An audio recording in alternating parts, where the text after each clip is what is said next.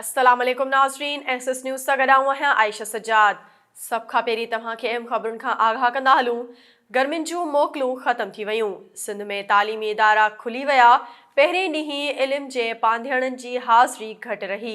SS news जे नुमाइंदनि मूजिबि कराची, हैदराबाद, मीरपुर ख़ास, ठट्टो, बदीन, यामशोरो, दादू ऐं लाड़काणो समेत सॼी सिंध में 2 महीननि जी गर्मियुनि जी मोकलुनि खां पोइ अॼु सरकारी ऐं ख़ानगी स्कूल खुली विया।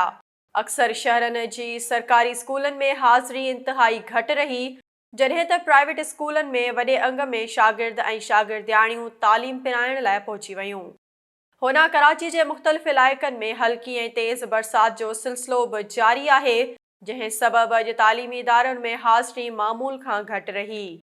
कराची समेत सिंध जे मुख़्तलिफ़ ज़िलनि में अहिड़ा हज़ारे स्कूल आहिनि जिन मां बरसाति जो पाणी अञा ताईं नेकाल नाहे थी सघियो।